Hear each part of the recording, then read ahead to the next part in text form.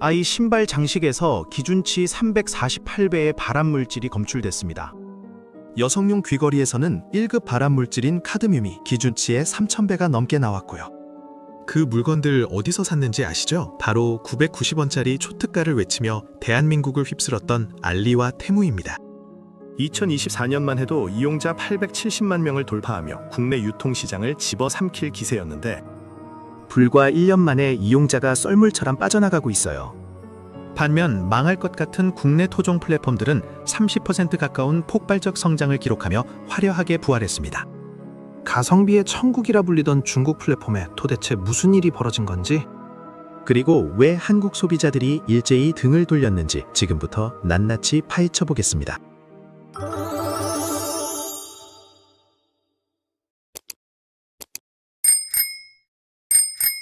알리와 테무를 처음 접했을 때를 떠올려 보세요. 세상에 이런 가격이 가능해? 라는 의문과 함께 내가 대박을 발견했구나 하는 짜릿한 쾌감이 동시에 밀려왔을 겁니다.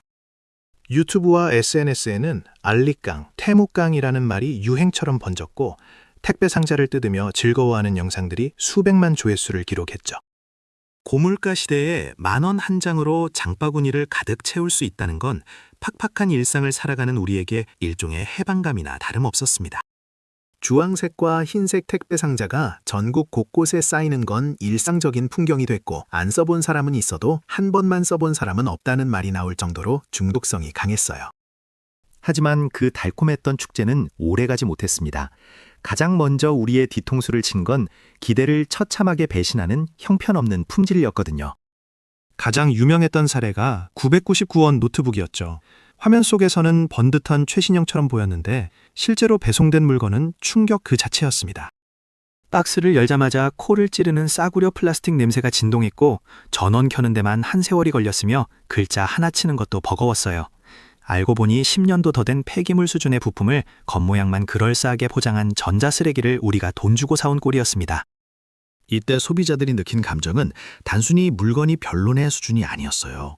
나를 얼마나 만만하게 봤으면 이런 걸 보냈을까 하는 깊은 모멸감이었죠. 가성비라는 이름으로 포장됐던 그 물건들은 사실 쓰레기 처리 비용까지 우리가 대신 내주며 사온 것이나 다름없었습니다. 중국 창고에서 썩어가던 재고를 우리 안방에 밀어넣은 거였거든요. 심리적인 타격은 여기서 멈추지 않았습니다. 소비자들의 간절한 마음을 교묘하게 이용한 미끼 게임이 분노에 기름을 부었어요. 닌텐도 스위치를 단돈 1,000원에 준다는 광고에 홀려서 앱을 깔면 화려한 룰렛이 돌아가면서 당첨 직전이라는 메시지가 화면을 가득 채웁니다. 마지막 한 칸만 채우면 될 것 같은 그 간절함에 우리는 가족과 친구들에게 초대 링크를 보내며 그들의 개인정보까지 바치게 됐죠.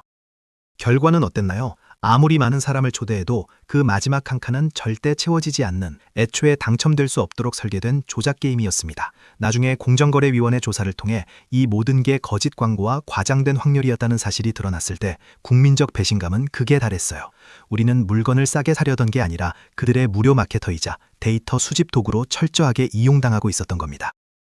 친구들에게 미안하다, 나도 속았다고 사과하며 링크를 보냈던 손가락을 자책하던 분들의 목소리가 아직도 귀에 맴돌아요. 이런 경험들이 쌓이면서 한국 소비자들 머릿속에는 아주 강력한 경고등이 켜지기 시작했습니다. 이건 쇼핑이 아니라 사기다라는 인식이요. 단순히 가격이 저렴하다고 모든 게 용서되던 시대는 끝난 겁니다. 그런데 여기서 정말 소름 끼치는 사실이 드러납니다. 품질이 형편없는 정도가 아니라 우리 아이들의 생명을 직접적으로 위협하는 독성 물질이 검출된 거예요. 2024년 말부터 서울시와 관세청이 작정하고 해외 직구 제품들을 검사하기 시작했는데 그 결과는 충격 그 자체였습니다. 가장 먼저 경악하게 만든 건 프탈레이트계 가소제라는 물질이었어요. 어린이용 신발 장식에서 기준치의 348배가 검출된 바로 그 성분입니다. 이름도 어려운 이 화학물질은 플라스틱을 말랑말랑하게 만들 때 쓰이는데 아이들 몸속에 들어가면 호르몬을 교란시켜 성조숙증을 유발하고 심각하면 불임까지 일으킬 수 있는 치명적인 생식 독성 물질이거든요.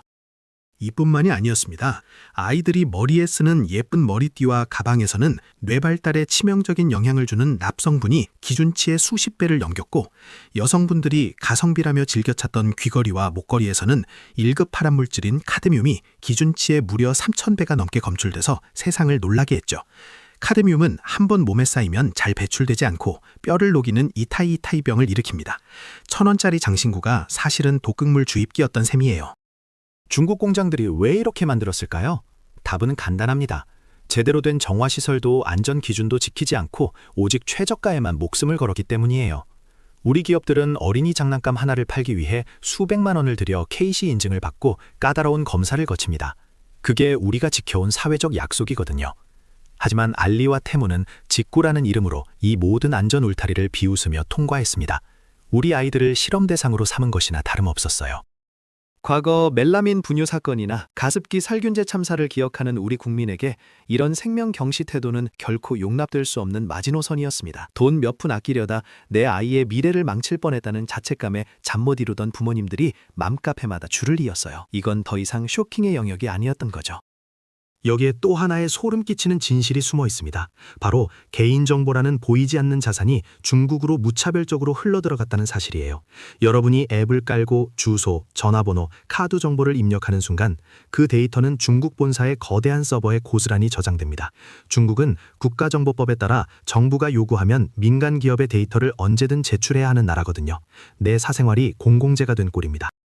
실제로 테무의 모기업인 핀두어두의 앱이 사용자 몰래 스마트폰의 다른 정보까지 훔쳐봤다는 의혹은 전 세계 보안업계를 긴장시켰어요. 내가 뭘 검색하는지, 누구와 대화하는지, 어디를 자주 가는지까지 중국의 인공지능이 분석하고 학습하는 재료가 되고 있었던 겁니다. 그렇다면 이제 근본적인 질문을 해봐야 합니다. 쟤네는 도대체 뭘 먹고 살길래 이렇게 싸게 팔 수 있었던 걸까요? 아무리 중국의 인건비가 저렴하다고 해도 1,000원짜리 물건을 무료로 배송해준다는 건 상식적으로 말이 안 되는 일이거든요. 이건 혁신이 아닙니다. 중국 경제의 비명이에요. 지난 수십 년간 중국 경제를 지탱해온 거대한 엔진은 바로 부동산이었습니다. 하지만 최근 그 엔진이 완전히 꺼지면서 중국 내수 시장은 얼음장처럼 식어버렸죠. 집값이 반토막 나고 평생 모은 돈이 허공으로 사라지니 중국인들도 지갑을 굳게 닫았어요. 물건은 산더미처럼 쌓이는데 정작 사줄 사람이 없는 기막힌 상황이 벌어진 겁니다. 그렇다면 공장을 멈춰야 할 텐데 중국 정부는 그럴 수가 없습니다. 수억 명의 노동자가 길거리로 쏟아져 나오면 그건 곧 체제의 위협으로 이어지기 때문이에요. 결국 중국은 위험한 선택을 합니다. 손해를 보더라도 일단 찍어내라. 돈은 국가가 빌려줄 테니 무조건 돌려라. 라며 좀비 공장들을 억지로 가동하기 시작한 거죠. 이렇게 쏟아져 나온 엄청난 양의 재고를 처리할 곳이 필요했습니다. 그때 그들의 레이더망에 포착된 게 바로 지리적으로 가깝고 구매력이 높은 대한민국이었어요. 우리가 와싸다 하며 즐거워했던 그 물건들의 정체는 사실 중국 창고에서 썩어가던 악성 재고를 우리 안방으로 밀어낸 디플레이션 수출의 결과물이었던 겁니다. 한국을 경제적 쓰레기통으로 삼은 거죠. 여기서 정말 화가 나는 포인트가 하나 더 있습니다. 어떻게 상하이에서 오는 택배비가 서울에서 부산 가는 비용보다 저렴할 수 있었을까요? 여기에는 우리 국민의 세금이 본의 아니게 중국 기업의 배송비를 보태준 꼴이 된 기가 막힌 비밀이 숨겨져 있어요. 첫 번째 비밀은 만국우편연합의 낡은 규정입니다. 중국은 아직도 여기서 개발도상국 대접을 받으며 국제우편 요금을 말도 안 되게 할인받고 있거든요. 중국 판매자가 헐값에 보는 택배가 한국 땅에 도착하면 그 이후 발생하는 국내 배송 비용의 상당 부분은 우리 우정사업본부, 즉 우리 세금으로 메워지는 구조였던 겁니다. 여기에 중국 정부의 지원은 상상을 초월해요. 최근 연구에 따르면 중국 정부가 자국 이커머스 기업에 쏟아부은 지원금만 우리 돈으로 무려 232조 원에 달한다고 합니다. 우리가 국내 소상공인들을 보며 왜 저렇게 비싸게 팔아? 라고 오해하는 동안 중국 기업들은 국가의 전폭적인 지원을 등에 업고 반칙에 가까운 경기를 해온 거예요. 두 번째 비밀은 더욱 뼈아픕니다. 바로 역차별 규제인데요.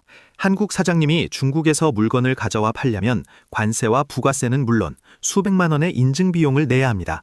안전한지 확인하는 KC 인증 말이에요. 하지만 알리와 테무 같은 직구는 개인이 쓰는 것이라는 예외 조항 덕분에 세금도 안 내고 안전검사도 없이 통과됐습니다. 똑같은 공장에서 나온 물건인데 한국 사람이 팔면 불법이 되고 중국 플랫폼이 팔면 스마트한 직구가 되는 이 현상이 대한민국 시장을 병들게 했던 거죠. 우리 소상공인들이 낼 거 다 내고 정직하게 장사하며 버티는 동안 거대 중국 자본은 법의 사각지대를 비웃으며 우리 안방을 초토화하고 있었습니다. 우리는 그동안 국내 판매자들이 폭리를 취한다고 생각했지만 사실 그들은 국가가 정한 안전 울타리를 지키기 위해 처절한 비용을 감당하고 있었던 피해자였어요. 이런 구조적 불공정함이 하나둘 밝혀지기 시작하자 한국 소비자들은 깨달았습니다. 우리가 싼 값에 취해 우리 이웃의 일자리를 갉아먹고 있었구나 하는 사실을요. 이런 사실들이 연일 보도되자 한국 소비자들의 움직임은 무서울 정도로 단호했습니다. 공짜로 줘도 안 가져간다는 말이 유행어처럼 번졌고 800만 명이 넘던 이용자들이 약속이라도 한 듯 앱을 삭제하고 떠나기 시작했어요. 그들은 한국 시장을 그저 주는 대로 받아먹는 만만한 호구로 봤겠지만 우리 국민의 수준은 그들의 오만한 계산보다 훨씬 높았습니다. 단순히 물건을 안 사는 것을 넘어 이제는 대한민국 정부도 본격적인 대응에 나섰습니다. 소액면세 제도를 폐지해야 한다는 목소리가 커졌거든요. 미국과 유럽도 이미 중국의 이커머스 공습을 경제적 침공으로 규정하고 $800 면세 한도를 없애는 등 강력한 빗장을 걸기 시작했습니다. 우리 국회에서도 국내 소상공인들을 보호하고 안전한 유통 질서를 세우기 위해 직구 물품에 대해서도 엄격한 잣대를 대는 법안들이 쏟아지고 있어요. 더 이상 한국 시장은 중국의 악성 재고를 처리하는 쓰레기통이 아닙니다. 우리는 안전과 신뢰라는 가치를 위해 기꺼이 지갑을 열 줄 아는 사람들이에요. 알리와 테무의 이용자가 증발한 사건은 전 세계 유통업계에 아주 중요한 교훈을 남겼습니다. 고객을 기만하는 기업의 미래는 없다는 것이죠. 반면 위기설에 시달리던 우리 토종 플랫폼들은 화려하게 부활했습니다. 쿠팡, 네이버 쇼핑, 11번가 같은 국내 기업들이 30% 가까운 성장률을 기록하며 다시 시장을 장악하기 시작한 거예요. 소비자들이 조금 더 비싸더라도 내 가족이 안심하고 쓸 수 있는 물건, 정당한 세금을 내고 사회적 책임을 다하는 기업의 제품을 선택하는 가치 소비로 돌아온 거죠. 결국 알리와 테무 사건은 단순히 쇼핑의 실패가 아니라 유통의 본질인 신뢰가 무너졌을 때 어떤 결과가 초래되는지 보여준 사건입니다. 우리가 990원이라는 숫자에 잠시 눈이 멀었던 사이 우리 아이들의 건강과 이웃 소상공인들의 생존권이 위협받고 있었다는 사실을 뼈저리게 깨달았어요. 이번 사태를 통해 우리가 배운 경제의 본질은 아주 명확합니다. 세상에 이유 없이 싼 물건은 없으며 낮은 가격에는 반드시 숨겨진 대가가 따른다는 점이에요. 우리가 지불하지 않은 그 비용은 누군가의 정당한 노동력을 착취하거나 반드시 거쳐야 할 안전검사를 생략한 결과물일 가능성이 매우 높거든요. 물론 알리와 테무는 쉽게 물러서지 않을 겁니다. 최근에는 한국에 대규모 물류센터를 짓고 이미지 쇄신을 위해 천문학적인 돈을 쏟아붓고 있어요. 하지만 한번 무너진 신뢰의 성벽을 다시 쌓는 건 처음 성을 쌓는 것보다 수만 배는 더 힘든 일이라는 걸 그들도 곧 깨닫게 될 겁니다. 앞으로 우리는 더욱 교묘해진 그들의 마케팅과 마주하게 될 텐데요.